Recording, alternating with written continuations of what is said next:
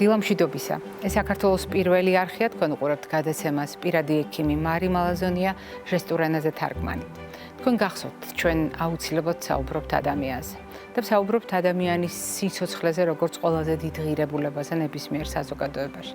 ჩვენ შევთანხმდით, რომ ადამიანი თავისთავად ძალიან რთული მოვლენაა და ძალიან მნიშვნელოვანია იმ ერთობის გათვალისწინება, რასაც ქმნის ჩვენი ფიზიკური, მენტალური და სოციალური კეთილდღეობა. ყველაფრის ცოდნა შეუძლებელია, მაგრამ განსაკუთრებით მნიშვნელოვანია იმის ცოდნა, რომ ადამიანის ორგანიზმი არის ხმაშეწყობით მომუშავე ორკესტრივით, სადაც ამ ჰარმონიას განაპირობებს დირიჟორი თავის ტვინი.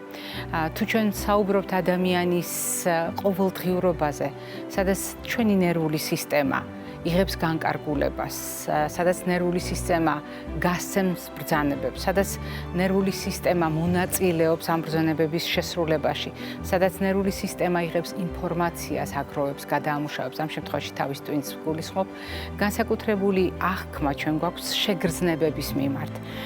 ჩვენ ვერ წარმოგვიდგენია, როდესაც თითები გვიბრუშდება, როდესაც ჭიანჭველების ცოცვის შეგრძნება გვაქვს, როდესაც უსიამოვნო შეგრძნება იმდენად ძლიერდება, რომ ტკივილამდე მივდივართ, ამ ყველაფერს ჩვენ ტკივილს და ნერვულ სისტემას ერთბაშად მთლიანობაში ვერ აღვქვამთ. ეს არის შემაწუხებელი, ეს არის ცხოვრების ხარისხის გამაუარესებელი, მაგრამ ამის უკან ნერვული სისტემა რომ არის და ნერვული სისტემის რომელი კონკრეტული ნაწილი ჩვენ იშვიათად ვფიქრობთ.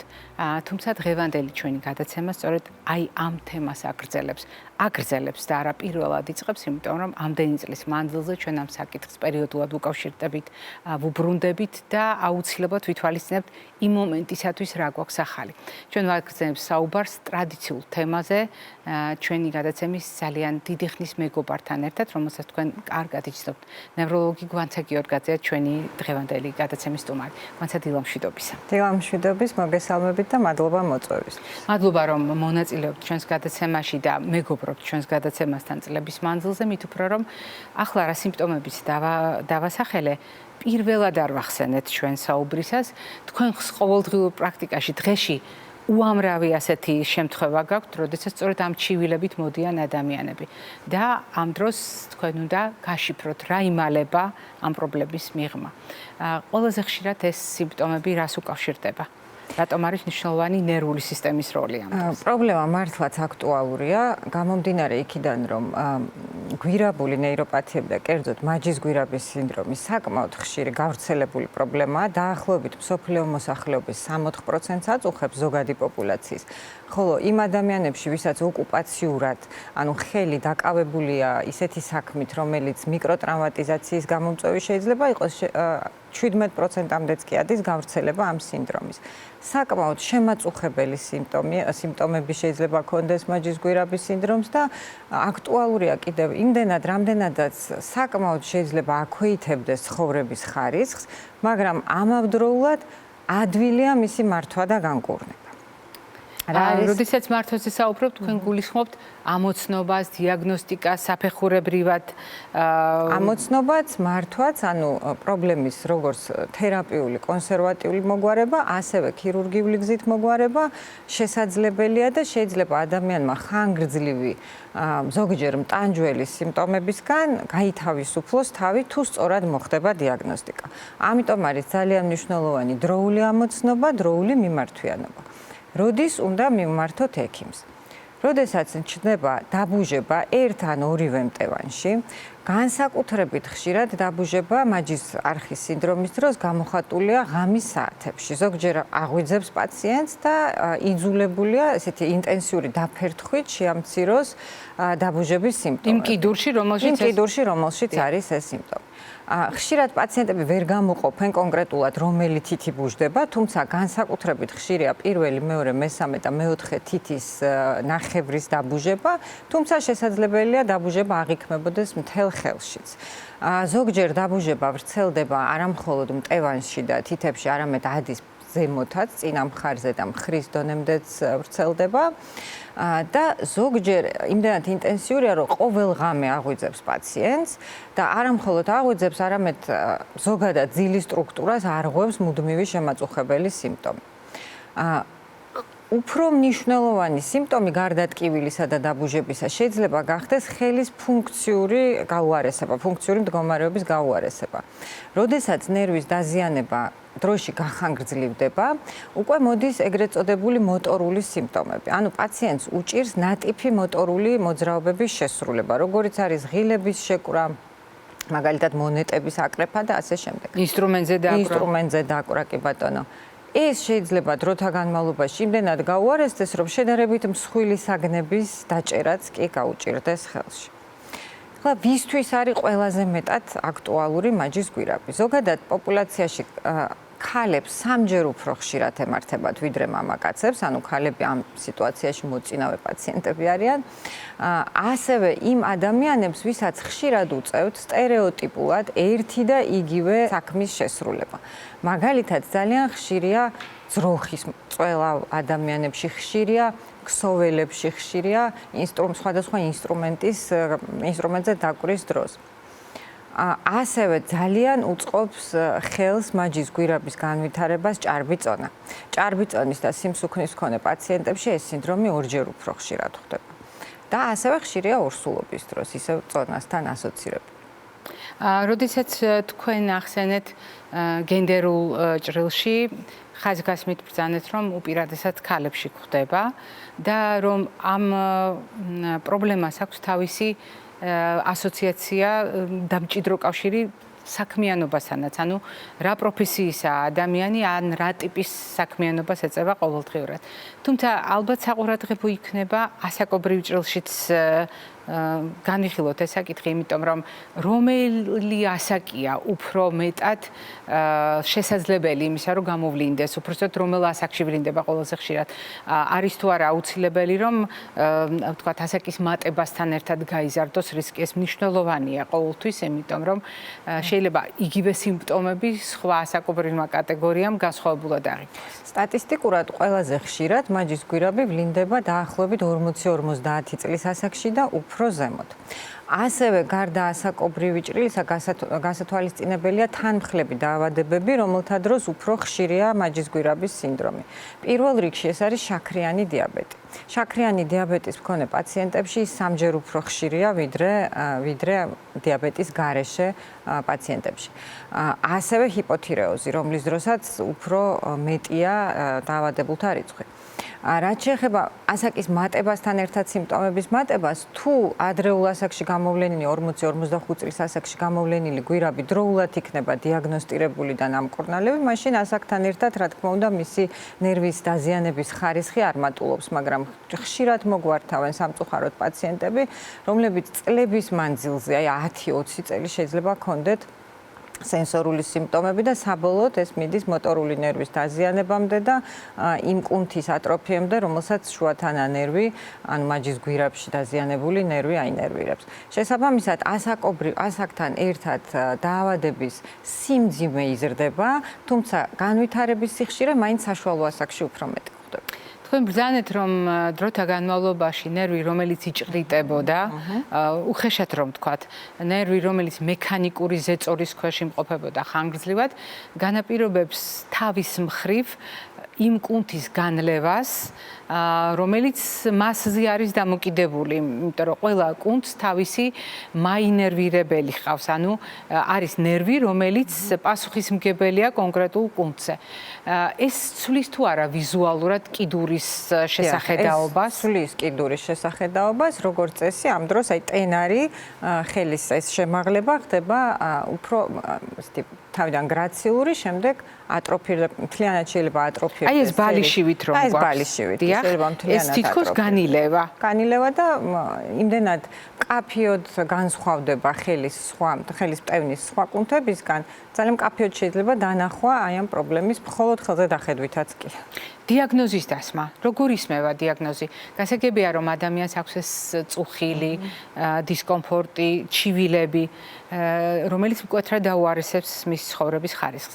მაგრამ ექიმი იყენებს რაიმე ინსტრუმენტებს, მეთოდებს, რომელიც ზუსტი დიაგნოზის დადგენაში გვეხმარება და რამდენად აუცილებელია, რომ ეს იყოს სიმეტრიულად და რამდენად მნიშვნელოვანია გავითვალისწინოთ, რომ პრობლემა თქვათ ერთი ხელით იწყება, შესაძლებელია რომ ერთ ლოკალურ მიდამოში იყოს ჯერ ეს შეგრძნებები და მერე გაფართოვდეს. მაჯის გვირაბის შემთხვევათა დაახლოებით 75% ცოტა მეტი არის სიმეტრიული. ანუ პაციენტი გრძნობს სიმპტომებს ორივე ხელში. თუმცა შესაძლებელია ასევე სიმპტომების არსებობა მხოლოდ ერთ ხელში და ამავე დროს ორივე ხელში არსებული სიმპტომების შემთხვევაშიც კი მათი გამოხატულება შეიძლება იყოს განსხვავებული და როგორც წესი დომინანტურ ხელში, ანუ ის ხელი, რომელიც უფრო მეტად დატვირთულია, უფრო მეტად დაზიანებულიც არის ხოლმე. ანუ სიმპტომები უფრო მეტად გამოხატულია ერთ ხელში, თუმცა 70% შემთხვევაში არსებობს ორივე ხელში. ხა როგორ ხდება ამ სინდრომის დიაგნოსტირება? პირველ რიგში, რა თქმა უნდა, სიმპტომების აღრიცხვით, ეს არის ღამის დაბუჟებები, ეს არის ხელის ფუნქციის მოშლა და ასე შემდეგ, რაზეც უკვე ვისაუბრეთ. კლინიკური შეფასებით, ნევროლოგიური სტატუსის შეფასებით, არსებობს სპეციალური პროვოკაციული ტესტები, როდესაც პაციენტი ჩვენთან ამჩივილებით მოდის, ვატარებთ ამ პროვოკაციულ ტესტებს, როგორიც არის ზეწოლა შუათანანერვის გამოსვლის წერტილში, ასევე არსებობს ფალენის ტესტი, როდესაც პაციენტს ვთხოვთ აი ამ პოზიციაში ცოტა ხნით გააჩეროს ხელები და თუ აღმოცენდა დაბუჟება ეს აი ამ პოზიციაში ესე უნდა დაიჭიროს ერთი წუთით ხელი და თუ აღმოცენდა დაბუჟება განსაკუთრებით პირველ, მეორე, მესამე თითებში ეს მაჯის გვირაბზე მიუთითებს, ასევე პერკუსიული ტესტები, როდესაც ნერვის პროექციაზე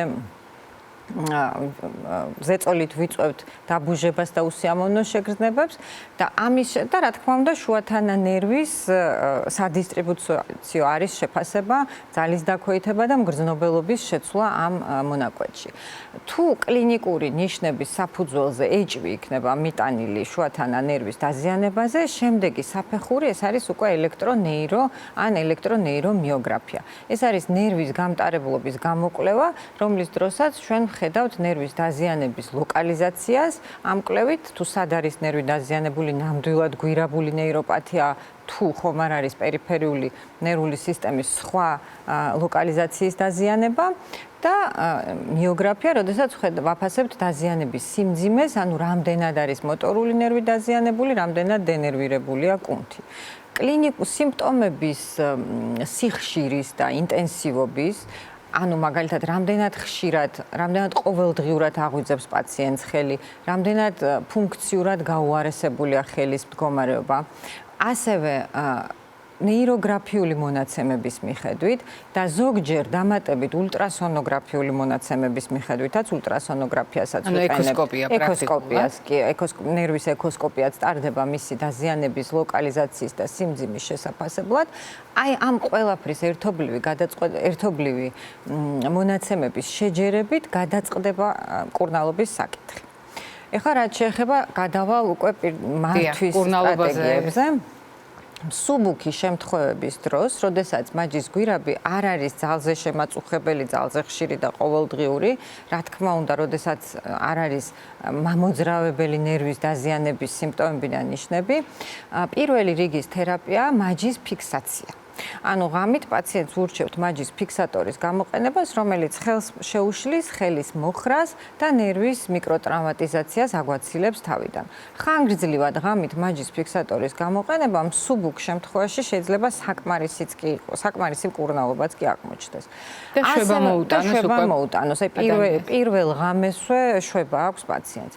ასევე ძალიან ეფექტურია საწყის სტადიებზე ვარჯიშები, სპეციალური ვარჯიშები მაჯის გვირაბისთვის, რომელიც ხელმისაწვდომია YouTube-ზე ბევრი ნახატი და ბევრი ვიდეო არსებობს, რომელიც რომლის მიხედვითაც შეიძლება პაციენტმა ეს ვარჯიშები დამოუკიდებლად აკეთოს.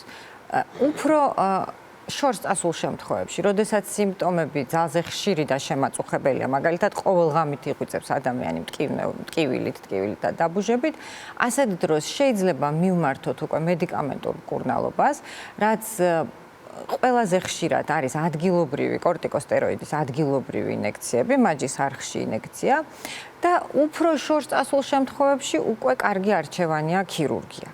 იმიტომ რომ თუ ჩვენ როგორც წესი ვერიდებით ნერვის ძიმე დაზიანებამდე მისვლას, როდესაც ქირურგია ერთადერთი გამოსავალი ასე დროს, მაგრამ როდესაც ნერვის დაზიანების სიმპტომები ჯერ კიდევ საშუალო, მაგრამ შემაწუხებელია, ვურჩევთ პაციენტს ქირურგიულ ჩარევას, რომ მაქსიმალურად დავიცვათ ნერვის შემდგომი დაზიანება.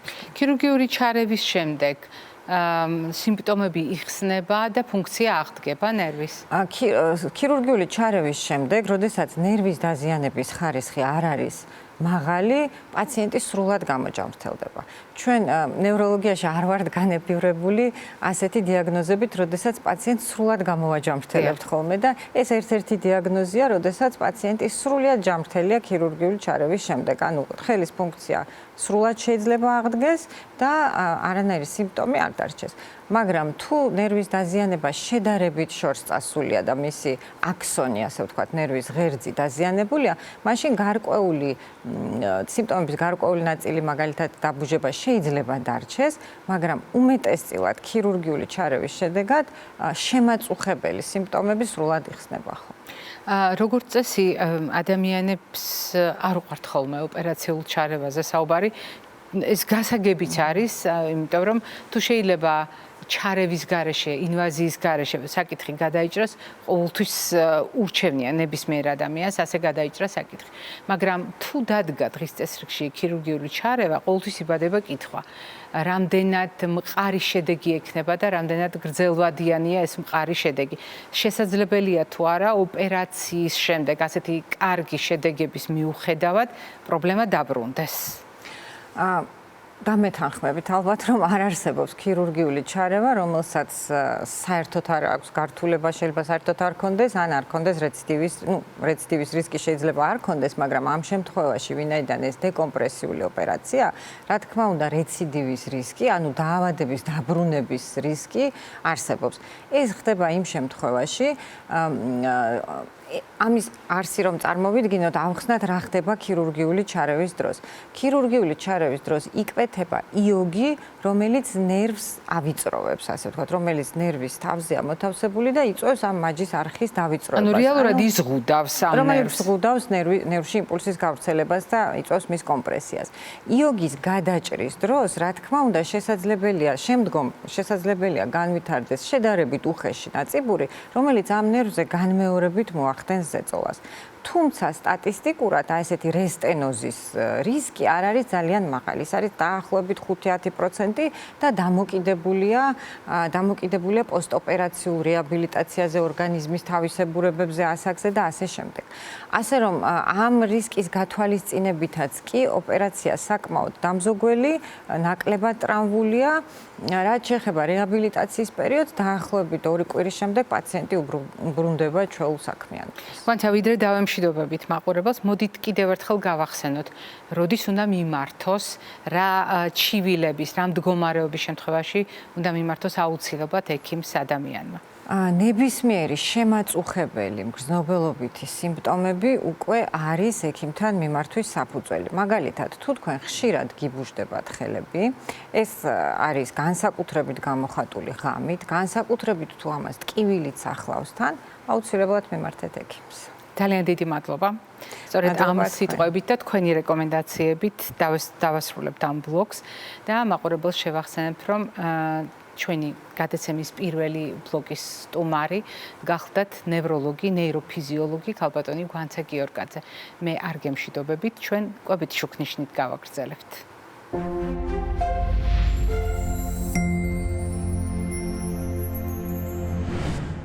რა თქმა უნდა, კვებას უზარმაზარი მნიშვნელობა აქვს მაშინ, როდესაც ჩვენ ყოველდღიურ ჩვენს არსებობაზე ვსაუბრობთ. რა თქმა უნდა, კვებას უზარმაზარი მნიშვნელობა აქვს მაშინ, როდესაც ჩვენი სიცოცხლის სხვადასხვა ეტაპზე ვითვალისწინებთ კვებას. უზარმაზარი მნიშვნელობა აქვს მას ასაკობრივი ჯგუფების შესაბამისად და პრობლემების შესაბამისად, მაგრამ განსაკუთრებული მნიშვნელობა აქვს მაშინ, როდესაც ჩვენ პროცესს ერთი შეხედვით ვერ ვხედავთ, არადა სწორედ ეს პროცესი მკვეთრად აუარესებს ჩვენი ცხოვრების ხარისხს. ხელები მიბუჟდება, ჭიანჭველის ცოცვის შეგრძნებას ვგრძნობ, რაც მთავარია, მაქვს ისეთი დისკომფორტი, რომელსაც ხშირად ტკივილთან მივყავარ. სხვადასხვა მიზეზით შეიძლება ეს იყოს განვითარებული ნეიროპათია. ნეიროპათიის მიღმა ერთადერთი მიზეზი არ უნდა ვივარაუდოთ. მიზეზი შეიძლება იყოს მრავალი და დღევანდელი ჩვენი საუბრის თემა ერთ-ერთ მათგანს ეხებოდა. თუმცა შესაძლოა ჩვენ სხვა მიზეზებით გამოწვეულ ნეიროპათიაზეც ვისაუბროთ და აი ასეთ შემთხვევაში სად არის ის გასაღები, რომელიც სხვადასხვა მიზეზის მიუხედავად ნეიროპათიის უკეთ მართვის შესაძლებლობას გვაძლევს. სამწუხაროდ უნივერსალური ასეთი გასაღები და რეკომენდაცია არ გვაქვს, მაგრამ გვაქვს გამოცდილება, რომელიც მტკიცებით არის დადასტურებული, რომელიც გვეუბნება, რომ ნეიროპათიის მართვაში არ დაგვავიწყდეს ცხოვრების წესის ფაქტორები. ყველა შემთხვევაში ერთნაირად წარმატებული ამ ფაქტორების გათვალისწინება არ არის, მაგრამ მიუხედავად ამისა, მათი ცოდნა, მათი გააზრება, მათი შესაბამისობაში მოყვანა ჩვენს მდგომარეობასთან შეიძლება იყოს ჩვენი ცხოვრების ხარისხის გაუმჯობესების ერთ-ერთი საუკეთესო გზა. მაგალითად, მაშინ, როდესაც ჩვენ გულისხმობთ ფიზიკური აქტივობის შეხამებას ნეიროპათიულ გამოვლინებებთან. დიახ, იქ სადაც შეგრძნება არის შეცვლილი, იქ სადაც კიდურის დამორჩილება არის შეცვლილი, იქ სადაც იგივე ჩემი მიერ აღწერილი ჭიანჭველის ცოცვის განცდა ან დაბუჟება არის შემაწუხებელი.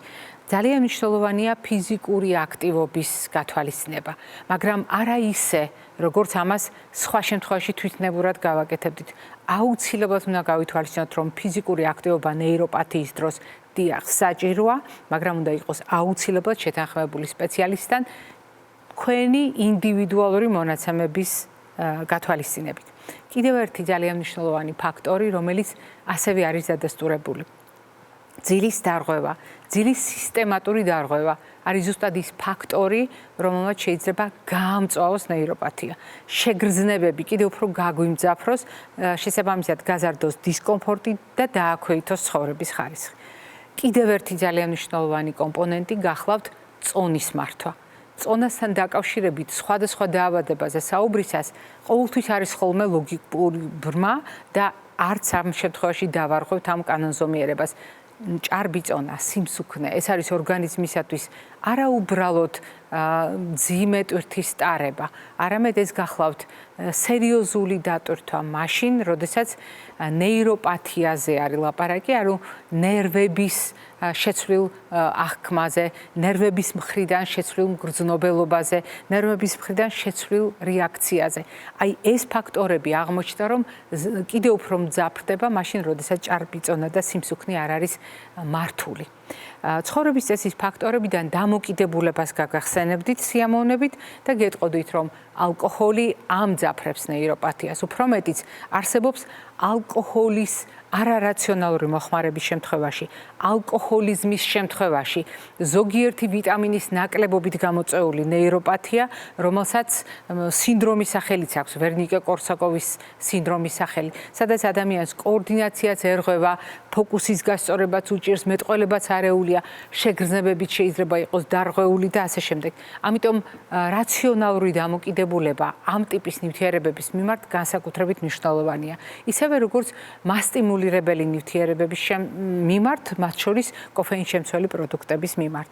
როდესაც ჩვენ საუბრობთ ზოგად გამღიზიანებლებზე, ზოგად ტვირთზე, ზოგად ფაქტორებზე, ეს არის ყველა ის ფაქტორი, რომელიც ანთების ხელშემწყობია და რა თქმა უნდა, უკიდურესად პროცესირებული პროდუქტები ანთებასაც უწყობს ხელს და ნეიროპათიის სიმპტომების გამძაფრებასაც უწყობს ხელს. ამიტომ ეს არ არის რეკომენდებულ პროდუქტთა ნუსხაში მითითებული საკვები და აქ ტრანსხიმი იქნება ეს თუ ნაჯერი ცხიმების დიდი რაოდენობით გამოყენება, ყველა შემთხვევაში ჩვენ ვლაპარაკობთ ნეიროპათიისათვის ტვირთად ქცეულ საკვებზე. განსაკუთრებით მინდა გამოვყო სამი მდგომარეობა. ეს გახლავთ შაქრის მოხმარება, ეს გახლავთ მარილის მოხმარება და ეს გახლავთ წყლის მოხმარება. რასაკვირველია, ეს აქცენტები პირველად არ კეთდება ჩვენს გადაცემაში და სხვადასხვა დაავადებასთან მიმართებით მე ამ აქცენტებს ვუბრუნდები ხოლმე. დღევანდელი ჩვენი სათქმელი განსაკუთრებულია, იმიტომ რომ ნეიროპათია, მაგალითად შაქრიანი დიაბეტის დროს, მაგალითად სისტემატურად მომატებული გლუკოზის ფონზე, ეს არის ლოგიკური შედეგი, როდესაც ნერვული დაბოლოებები და ნერვები იქცა ჭარბი გლუკოზის სამიზნედ.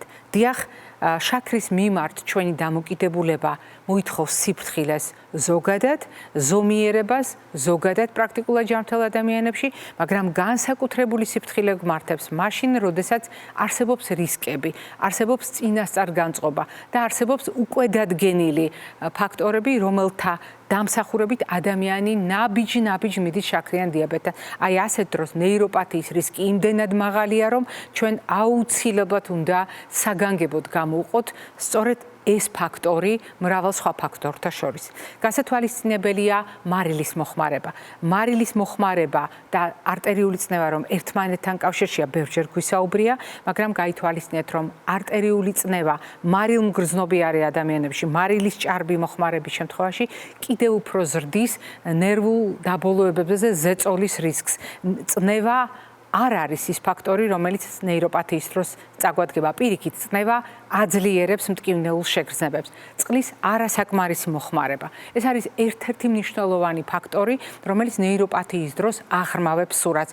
წყლის მოხმარება ანთებას ამცირებს, ადეკვატური მოხმარება და გარდა ამისა, ტკივილის მექანიზმის განვითარებაში მაქსიმალურად დადებით როლს ასრულებს. ანუ ის ანელებს ტკივილს, ანელებს იმ დისკომფორტს, რომელიც გვაქვს. კიდევ რა გვჭირდება იმისთვის, რომ ნეიროპათიის დროს ორგანიზმი იყოს მაქსიმალურად დაცული და ის უსიამოვნო შეგრძნებები, რომელიც უკვე აღვწერე, მინიმუმამდე შევამციროთ. ასეთ შემთხვევაში კიდევ ერთხელ გაგახსენებთ ომეგა-3-ის უნიკალურ როლს ანთების საწინააღმდეგო ეფექტის მქონე ნივთიერებისა, რომელსაც შეუძლია ნეიროპათიის დროსაც უმნიშვნელოვანესი გავლენა იქონიოს.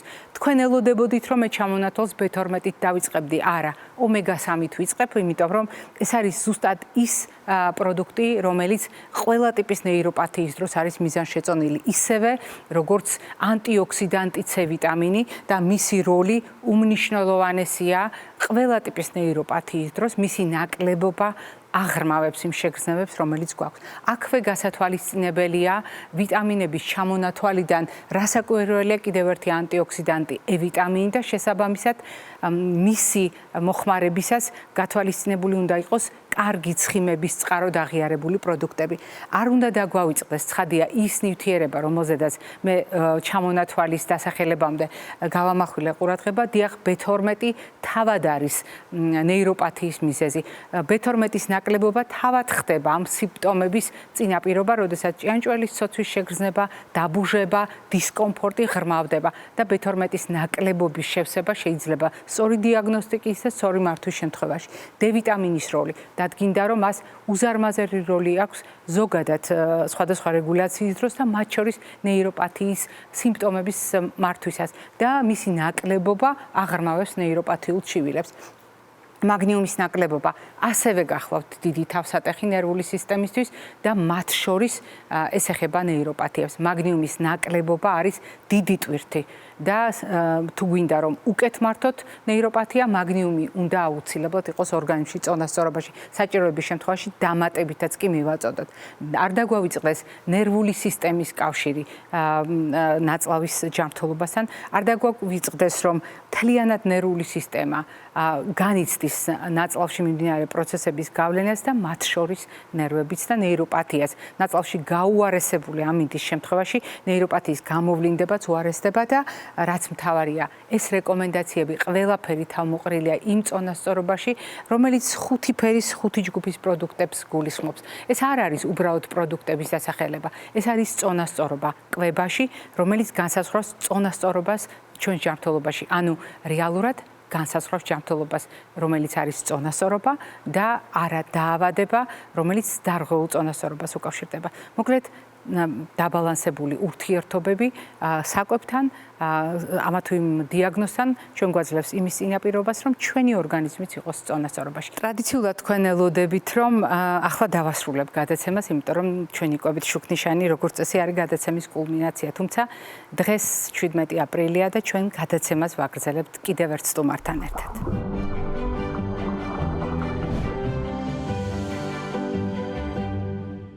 თქვენ ალბათ არაერთხელ მოგისმენიათ ჩემგან ფრაზა, რომ სისხლი ყველაზე ჭორიკანა სისტემაა. დიახ, სისტემაა და ერთადერთი თხევადი შემაერთებელი ქსოვილი ჩვენს ორგანიზმში, რომელიც თავისი ფეხით მიდის ყველა უჯრედთან და ყველა ქსოვილთან.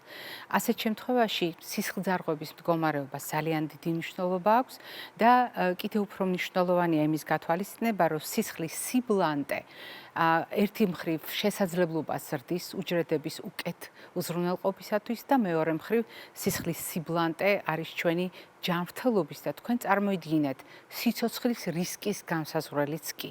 მაგალითად, არაერთხელ მოგისმენიათ, რომ სისხლი ზედმეტად ბლანტია, ზედმეტად შესქელებულია, თრომბოზის რისკი გაზრდილია. არის თუ არა ეს საყურადღებო მდგომარეობა? დიახ, და ამას დამატებითი განმარტებაც არ სჭირდება.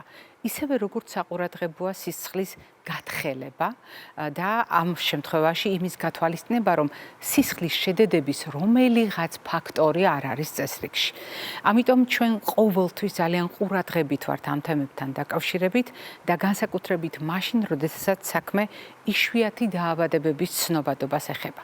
დიახ, დღეს 17 აპრილია, რაც იმას ნიშნავს, რომ ჩვენ ტრადიციულად საუბრობთ ერთ კონკრეტულ პრობლემაზე, რომელსაც ჰემოფილია ჰქვია და რომლის უკმავნაც სწორედ არის დაშიფრული სისხლის შედედების ხარვეზი. დიახ, სისხლის შედედების სისტემასთან დაკავშირებული სხვადასხვა პრობლემა არსებობს და ჰემოფილია გახლავთ ერთ-ერთი მათგანი. მიუხედავად იმისა, რამდენია ჰემოფილიით დაავადებული ადამიანი, პრობლემა იმდენად საყურადღებოა, რომ ჩვენ სისტემატურად ვუბრუნდებით ამ თემას. თუნდაც იმიტომ, რომ გითხრათ, რამდენად მნიშვნელოვანია სისხლის შედედების დარღვევის ყველა ფორმის ამოცნობა. რამდენად მნიშვნელოვანია დიაგნოზის დასმა. დიახ, დღევანდელი სათქმელი და წლევანდელი სათქმელი სწორედ ეს არის დიაგნოზი, არის პირველი ნაბიჯი წარმატებული მკურნალობისკენ და იმის ხაზგასმა მიუხედავად იმისა, რომ დამკვიდრებული წარმოდგენა უკავშირდება ქალი დედის მტარებლობას, ანუ როდესაც ჩვენ ვლაპარაკობთ ქალის ორგანიზმში შესაბამისი ინფორმაციის, გენური ინფორმაციის არსებობას, როდესაც სქესთან არის შეჭიდული პრობლემა, რომელიც ითვლებოდა, რომ ვაჟებში ვლინდება და არ ვლინდება ქალებში, ანუ დედას არ აქვს ეს გამოხატული და მხოლოდ ვაჟიშვილის შემთხვევაში გამოვლინდება, აღმოჩნდა, რომ სისხლდენის პრობლემა, სისხლის შედედების ხარვეზის გამო შეიძლება ჰქონდეთ ქალებსაც. ეს გახლავთ მეორე მთავარი სათქმელი წლევანდელი ღონისძიებებისა და დაუბრუნდები ისევ იმას, რომ 17 აპრილი ყოველთვის არის ჩვენთვის საყურადღებო თარიღი, თუნდაც იმიტომ, რომ კიდევ ერთხელ ვისაუბროთ ჰემოფილიის შესახებ.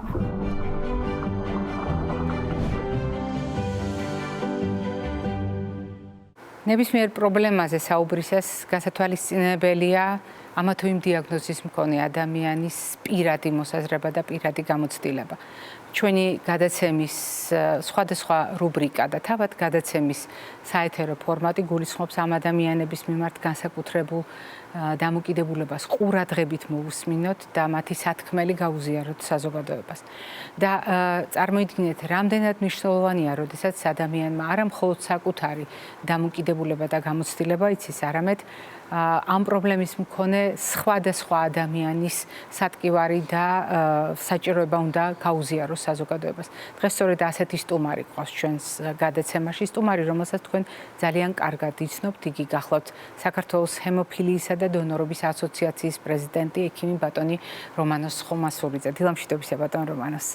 მოგესალმებით, მადლობა მინდა გადაგიხადოთ მოწვევისთვის და ჩვენი აქტუალური თემის დაინტერესებისთვის.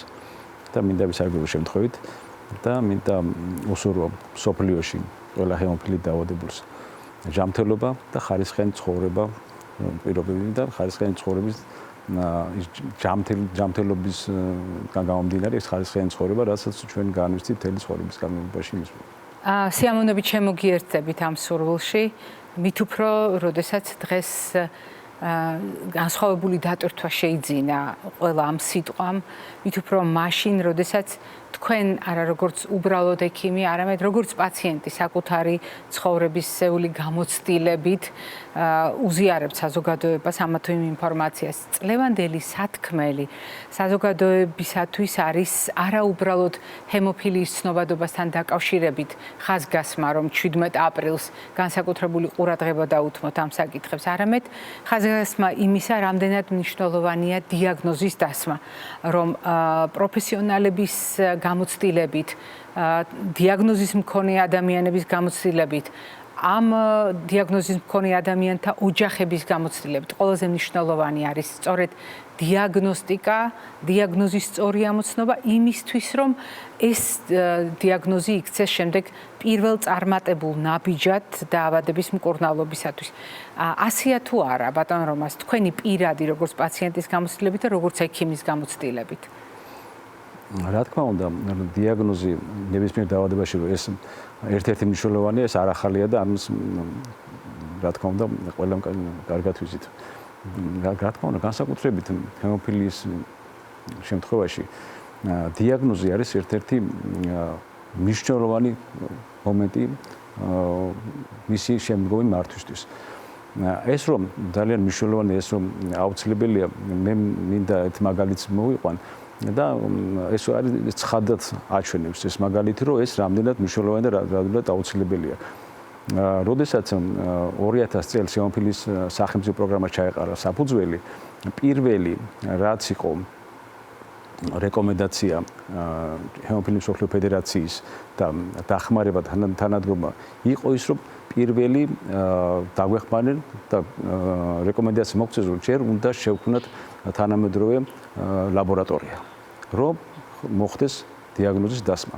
შემდეგ უკვე მკურნალობა შემდეგ არის გაგრძელება ეს უკვე ჩვეულებრივი, მაგრამ უნდა შევქმნათ პირველი რაც იყო ეს მათი დახმარებით, რა თქმა უნდა, ლაბორატორიული აღჭურვილობა შეგვიძინეს, გრანტი მოგწეს მსოფლიო ფედერაციას ჰემოფილიის მსოფლიო ფედერაცია და პლუს ეს ოპერატიულად ერთი ექიმი ლაბორანტის გადაამზადეს ერთ-ერთ წამყვან ჰემოფილიის ცენტრში და ეს იმას ნიშნავს, რომ ამის გარეშე და ამის არც მანამდე და მით უმეტეს როცა ჰემოფილიის სახელმწიფო პროგრამა ჩაეყარა საფუძველი, ამის შემდგომ მართვა ამის გარეშე წარმოუდგენელი იყო. როდესაც თქვენ ხაზი გაუსვით ერთი კონკრეტული მაგალითით, თქვენ პრაქტიკულად გაგვახსენეთ, რომ ეს არის რთული გზა, რომელიც გამოიარა თითოეულმა პაციენტმა, თითოეულმა ადამიანმა და თავად თქვენმა ასოციაციამ, იმიტომ რომ არ იყო მარტივი თუნდაც 90-იან წლებში ამ პროცესების მართვა და განსაკუთრებით მნიშვნელოვანია ის, რაც თქვენ ბრძანეთ. კი, შეიძლება იყოს საერთაშორისო დახმარება, მაგრამ ამ დახმარების სწორად გამოყენებისთვის საჭიროა პროფესიული ცოდნაც და საჭიროა გარკვეული ნაბიჯების გადადგმა იმისთვის, რომ ეს შესაძლებლობა მივიდეს თითოეულ ადამიანთან. დღეს ასოციაციის აღნოსქვით, რამდენ ადამიანს აქვს საქართველოში ჰემოფილიის დიაგნოზი? დღეს საქართველოში ჰემოფილი და სხვა სიღრმდელი პათოლოგიით დაავადებული ადამიანი 700 გვყავს აღრიცხვაზე. აქედან რა თქმა უნდა კლასიკურ ჰემოფილიას რაც შეეხება ეს ჰემოფილია A და ჰემოფილია B, ეს არის 380 პაციენტი. დანარჩენი სხვა იშვიათი ფაქტორები ეს ნებისმიერი ვთქვათ მეშვიდე ვოლუმენური ფაქტორი და ნებისმიერი სხვა კოაგულოპათიები. გენდერული თვალსაზრისით ეს ჯგუფი, აი ეს თქვენ ბრძანეთ 7 ასეული ადამიანი, როგორ გამოიყურება?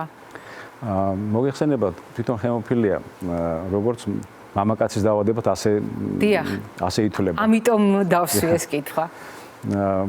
მაგრამ იცით, რა თქმა უნდა, თუ ეს კლასიკურ ჰემოფილიას შევხედავთ და კლასიკური ჰემოფილია გამოვართ ჰემოფილია A და ჰემოფილია B-ს კუთხით, რა თქმა უნდა, ეს მამაკაცები 95% მინიმუმ მამაკაცების დაავადება და მამაკაცებს აქვს ეს დაავადება. მაგრამ აქაც არის იშვიათი, სადაც გამოვლინდება, თქვათ, მანდილოსანში. თუ ეს ისეთი იშვიათი შემთხვევაა, რომ ყავს ჩვენ საქართველოში იშვიათად 3 მანდილოსანი, რომელიც დაავადებულია კლასიკური ჰემოფილიას საუბარი. რაც შეეხება სხვას, თქვათ, არის ერთ-ერთი გავრცელებული დაავადებას ეძახიან არც ნაკლები არ არის ჰემოფილია აშ შემთხვევაში რომელიც უფრო რაოდენობრივად მეტი რაოდენობა არის ხო ეს არის ვონ ვილებრანდის ფაქტორის დეფიციტის მქონე დაავადებული აქ უფრო მანდილოსნები ჭარბობენ ანუ უპირატესად ქალებში ვლინდება ეს თანაბრად შეიძლება იყოს როგორც მამაკაცებში ქალბატონებში მაგრამ ქალბატონებში ვლინდება უფრო მეტად მოიხსენებთ მისი მათი ფიზიოლოგიური მდგომარეობიდან გამომდინარე და ამიტომ ეს ჯერ კიდევ საქართველოში არ არის იმ სტატისტიკის იმ რაოდენობის რომელიც უნდა იყოს სტატისტიკურად და რატომ იცით რა მაინც არ აქცევენ ყურადღებას საკუთარ თავს მე ეს დიაგნოსტიკური ხარვეზია თუ უბრალოდ სიმპტომებს დროულად არ აღიქვამენ საყურადღებოდ და არ მიდიან შესაბამის კვლევებზე საბედნიეროდ დიაგნოსტიკა დღეს არსებობს საქართველოში გვაქვს საქართველოში როგორც მოახსენეთ ეს უნიკალურ ლაბორატორიასთან დაკავშირებით არსებობს და ფუნქციონირებს სახელმწიფო პროგრამა აფინანსებს და ეს პრობლემა არ არის მაგრამ პრობლემა პირველი არის ის რომ თვითონ პაციენტი თუ არ მიმდინარეობს მძიმედ და რთულად არ აქცევს ყურადღებას და ამიტომ ქალბატონებზე მაქვს უფრო განსაკუთრებული მნიშვნელობა და უფრო ხშირად სადაც უნდა აღმოჩნდეს და სადაც უნდა მიაქციონ ყურადღება ეს არის გინეკოლოგიურ სამსახურში და მე წინა განაცემებში ვთქვი და ეხლაც ვთხოვ ყველა გინეკოლოგს რომ იცით თუ რამე თქვა დაწყებული თქვა კოაგულოგრამიდან ანალიზიდან რამე ცვლილებას ნახავენ ან მას ანამნეზში აქვთ მსგავსი სისტემით მიდრეკილება მანდილოსნებს ვთხოვ რომ გამოაგზავნონ და უყურადღებოდ არ დაჩეს ეს ფაქტი. მით უფრო რომ წლევანდელი სათქმელი ერთ-ერთი სწორედ ეს არის, რომ ეს პრობლემა შეიძლება ქალებსაც ჰქონდეთ, რატომღაც საზოგადოებამ მთლიანად, მათ შორის სამედიცინო საზოგადოებამ აქცენტი მთლიანად მამაკაცებზე გადაიტანა და არ არის გათვალისწინებული ამ სპექტრში ქალები. არა და მეცნიერება და თანამედროვე სტატისტიკა ადასტურებს, რომ ეს საყურადღებო მდგომარეობაა ქალებშიც. ბატონ რომანოს, თქვენ ყოველწლიურად, როდესაც მობრძანდებით ჩვენთან გადაცემაში, ყოველთვის გვიზიარებთ იმ მომენტისათვის აქტუალურ საკითხებს და დღევანდელი გადაცემა არ მინდა რომ გამონაკლისი იყოს. ძალიან მნიშვნელოვანია, როდესაც თქვენ არა მხოლოდ თქვენი სახელით, თქვენ ახლა საუბრობთ მთელი ასოციაციის სახელით, პრაქტიკულად იმ 700 ადამიანის და 700-ზე მეტი ადამიანის სახელით, ვისაც ეს პრობლემა ეხება და ეს არ არის მხოლოდ 700 ადამიანი, ეს არის მათი ოჯახები, მათი ახლო წრე ადამიანები, რომლებიც პროფესიულად არიან ამ პროცესებში ჩართულები და ძალიან გულშემატკივრობენ შესაბამისი დიაგნოზის მქონე ადამიანებს. რა არის ახლა ყველაზე დიდი პრობლემა, ყველაზე დიდი სირთულე, რომელიც ჰემოფილიის მქონე ადამიანებს აქვთ, ბატონ რომანოს? პირველი ის რომ ის მედიკამენტები, რომელთაც თქვა ჩვენ იმართება ჰემოფილია, საბედნიეროდ დღეს საქართველოში ამის დეფიციტი აღარ არის, როგორც იყო გარკვეული წლების წინ. მე არაერთხელ მაქვს გქონდა ნათქვამი, როცა ის კი არა ჩვენ ერთმანეთს უზიარებდით ტელეფონის ნომერს, რომ თუ რამე დაჭირდებოდა, ერთმანეთს დახმარებოდა. საბედნიეროდ ეს არ არის, მაგრამ რჩება რა კიდე. აი მოგახსენეთ რომ ის მიმართვიანობა, ყურადღება, ცნობიერების ამაღლება, ინფორმირებულობის ხარისხიც ალბათ. დასაკვირველია, დიახ. ასევე მე ვთხოვე ჩვენ კოლეგებს, გინეკოლოგებს, რომ მსგავს შემთხვევებში ყურადღება გამოიჩინონ და გადმოამისამართონ ჰემოფილიის ცენტრში, რომ გამოვიკვლიოთ. მაინც ეს რჩება. რჩება კიდევ ის, რომ თქვათ ბავშვები, რომლებიც დაავადებული არიან, ხო, ბავშვები, მათი თქვათ მშობლებთან მიმართებაში სამუშაო პროცესი რთულია, თქვათ განათლება ამ კუთხით, ის რომ რჩება და რჩება ის სტიგმა, რომ არ უნდათ ამის გამხელა, ის რომ მანდილოსნებზე ბრძანება და მანდილოსნების გამოიყო ცალკე მანდილოსნების ესე ვთქვათ ეს ესე ვთქვათ კომიტეტი შეიქმნა. ქალთა კომიტეტი მსოფლიო ფედერაციაში და ევროპის კონსორციუმში და იქ ვთავაზობენ რომ სიამოვნებით ჩაერთვებიან ჩვენიდანაც შევთავაზოთ კანდიდატურა და იქ იმ კომიტეტში ჩართავენ და ადგილზეც მიიღებენ თქვა საინფორმაციო კონფერენციაში მონაწილეობას ისედაც ონლაინ ნებისმიერ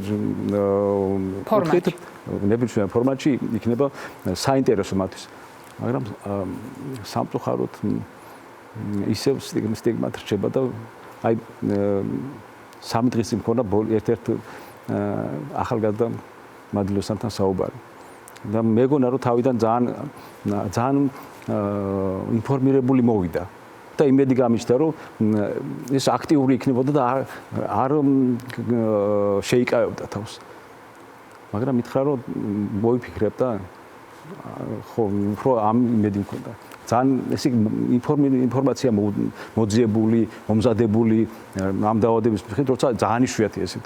და ამან გამიჩინა ის იმედი რომ იქნებ და თხოვე რომ აი ესეთი მე ეს საინტერესოა მისთვისაც საერთაშორისო კუთხით შეიძენს მეგობრებსაც და უფრო მეტი ჩართული, უფრო მეტი ინფორმაციას მიიღებს.